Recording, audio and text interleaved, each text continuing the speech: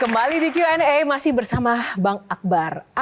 Abraka Chandra bukan sihir tapi mahir. Nah ini yang akan kita buktikan di panggung Q&A. Ini perdana kan Bang? Perdana. Di media. Mau buka-bukaan ini ya. Ada nggak hal yang tidak diketahui publik yang selama ini dari sosok seorang Akbar yang ekstrovert, aktivis? Ada nggak? Perjalanan saya dalam karir politik. Sebenarnya saya sudah hampir 2 kali bertemu dengan ajal saya. Ya menurut dari hasil lab dokter, di bulan Agustus itu saya diracun. 2024? 2023. Oh 23, oke. Saya diracun yang kandungannya itu yang pertama dari hewan dan tumbuh-tumbuhan. Dilaporkan nggak Nggak, saya kasusnya? nggak lapor. Kenapa nggak dilaporkan Bang? Supaya ini menjadi pelajaran buat saya juga untuk lebih berhati-hati lagi. Supaya tidak membuat kehebohan juga. Kehebohan. Kenapa Abang merasa ada orang yang ingin meracun Bang Akbar? Saya nggak tahu ya. Saya selalu menyampaikan memang bahwa kami ini sebagai anak muda nggak boleh dijadikan ancaman. Mungkin oknum ini merasa kami sebagai ancaman waktu itu. Itu bisa ceritakan nggak? Di kematian itu kayak apa suasananya? Menjelang mati itu kayak apa? Badan saya itu panasnya di luar yang wajar. Dan kandungannya itu setelah dicek arsenik. Nah cuma saya berpikir mungkin ini karena doa dari kedua orang tua saya juga. Akhirnya saya bisa selamat. Cuma yang jelas yang saya rasakan itu udah lemas. Sempat mikir nggak? Visual apa? Menampak apa gitu?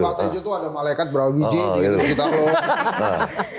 Kalau secara visual ya, saya udah ngelihat kata saya terus. Muntah, lain sebagainya.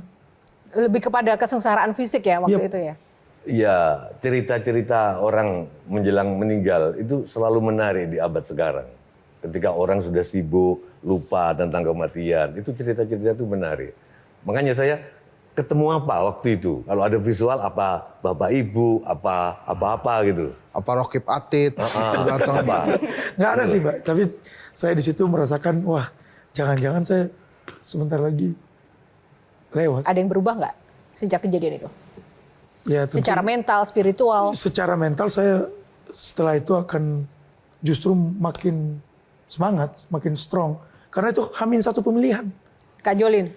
Ya, kalau dari aku mau bertanya kepada kakak baju hitam, sebagai sesama anak muda nih ya, apa sih yang berubah setelah terpilih menjadi wakil ketua MPR RI? Karena kan yang kita tahu sendiri kakak baju hitam ini termasuk salah satu yang termuda ya. Kak Jolin itu yang pertama waktu pasti. Saya merasakan betul waktu yang sangat-sangat sibuk. Saya pernah kemarin waktu itu kunjungan dengan Pak Muzani, kunjungan kerja dari Saudi. Balik dari Saudi, saya langsung harus balik ke Dapil. Itu yang membuat saya hari ini merasakan, wah memang waktu saya sekarang sangat sangat sibuk yang pertama. Yang kedua, saya ini orang yang sebenarnya tidak terbiasa dengan protokol. Jadi saya juga kadang-kadang sampai dengan hari ini masih sedikit risih dengan protokol-protokol. Kemudian juga tentu ketika saya bersuara itu akan langsung didengar. Nah dulu kan aktivis, sekarang udah jadi pejabat nih, masuk ke parlemen begitu. Ada perubahan tujuan nggak? Kalau waktu aktivis kan memperjuangkan semua juga begitu, tapi begitu masuk anggota dewan tuh biasanya melempem. Enggak sih, saya pikir masih... Yakin ya Bang? Masih sama, alhamdulillah saya masih yakin dengan itu. Saya masih yakin dengan idealisme yang saya pegang hari ini. Ketua, saya tanya, kan ketua anak muda, adik-adik ini juga anak muda. Ini belum pada kerja nih. Nah, coba kasih pesan ke adik-adik ini, gimana caranya setelah lulus nanti hidup layak seperti ketua misalnya. Ini nggak ada yang anak menteri kan? Kira-kira kedepannya ada cita-cita jadi wakil ketua MPR nggak? Tapi kan kalian mesti kerja ya. Nah ini saatnya nih minta tips. Gimana nih ketua supaya adik-adik yang hadir di sini ini juga semangat bisa ngeliat ketua terus wow ini boleh nih soko guru nantinya. Gimana ketua kira-kira? Sebagai mahasiswa, sebagai anak muda, yang pertama jangan pernah membatasi diri untuk melakukan suatu eksperimen ya. Jadi teman-teman harus lebih leluasa. Karena pelajaran sesungguhnya itu adalah pelajaran kehidupan yang ada di luar kampus. Jadi teman-teman yang pertama harus seluas-luasnya membuka diri. Jangan menutup diri. Kedua, soal adab. Itu yang saya pegang juga. Soal adab ke yang lebih tua. Jadi itu yang ditanamkan karena kami ini wilayah timur itu kental dengan istilahnya tabe. Tabe itu permisi. Jadi harus banyak-banyak permisi soan ke yang lebih tua.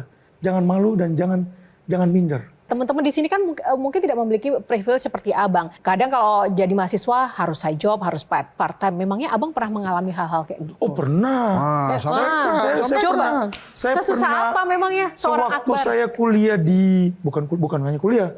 Waktu saya kecil, saya itu memang sudah dilatih oleh orang tua saya untuk mandiri sejak dini. Begitu juga sama adik saya.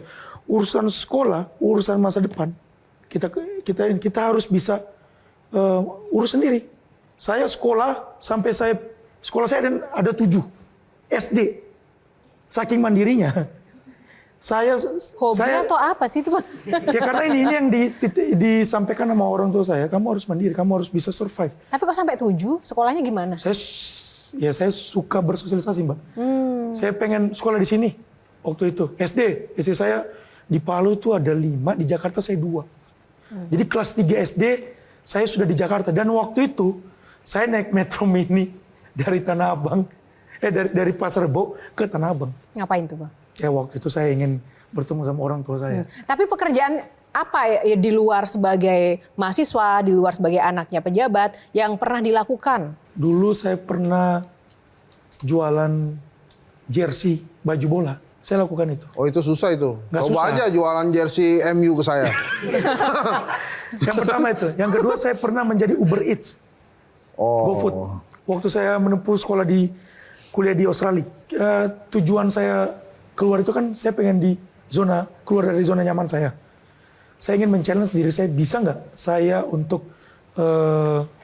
mencoba merasakan kerasnya kehidupan. Udah dapat rasanya kerasnya hidup? Alhamdulillah dapat. Apa yang didapatkan? Pesan moralnya apa? Jadi saya pernah waktu itu mendapatkan orderan itu hampir sekilo lebih. Jam 1 malam di luar negeri naik sepeda. Orderan apa? Orderan apa? Orderan makanan. Oke. Karena kan Uber Eats kan. Dan tanjakannya tinggi banget. Sementara lagi winter. Oke. Di Sorry situ saya bertanya, itu pakai sepeda atau pakai sepeda? pakai sepeda. Oke. Saya nangis waktu itu. Oh ternyata begini ya. Salah satu kerasnya kehidupan. Cari duit susah. Cari duit susah. Sementara waktu itu berpikir, udahlah. Kan ada kiriman orang tua. Gampang. Tapi ya suatu ketika saya tersadarkan dengan itu. Dengan proses itu ya. Dan waktu itu juga mencoba jadi dishwasher. Tiba-tiba dikasih tumpukan piring. Tek, tek, tek. Mental kena. Waduh. Terus Gimana? dikerjakan nggak tapi? Dikerjakan. Udah terikat. Terus tetap dilanjutkan atau udah kapok berhenti? Lanjutkan. Nah di situ saya kasihkan mendapatkan penghasilan sendiri, kemudian saya terlena. Itulah yang membuat juga saya bangkit atas suatu kenyamanan yang sebenarnya kalau saya pikir-pikir, kalau misalnya saya terus menipu diri saya sendiri, saya mungkin tidak di posisi hari ini. Jawab tanya. Ya silakan. Ketua gini, kan saat ini banyak sekali PHK terjadi. Dan rata-rata ya anak-anak muda yang belum sempat mengenyam pendidikan, pekerjaan, terus baru sebentar udah kena PHK. Terus ada juga yang kesulitan mendapatkan pekerjaan. Ketua ketemu nih, sama terserah ketua lah, mau yang baru kena PHK atau yang baru mau cari kerja. Tapi seumuran, apa yang akan ketua sampaikan ke anak itu? Ke teman yang belum dapat kerja maupun yang baru saja di PHK. Sebagai wakil ketua MPR termuda, apa kira-kira ketua? Yang pertama, kita kan tahu sekarang di era digitalisasi, era modernisasi, apalagi dengan kehadiran AI. Tadi disampaikan juga banyaknya PHK. Nah ini yang perlu menjadi perhatian kepada anak muda untuk mengupgrade skill, soft skill, menambah ilmu. Kenapa? Karena ya kita harus suka tidak suka, ya pasti akan bertemu dengan suasana yang tadi sampai disampaikan seperti itu. Yeah. Jadi ya pesan saya untuk kita survive ya teman-teman harus bisa menambah skill teman-teman. Jelajahi cara baru mendapatkan informasi. Download Metro TV Extend sekarang.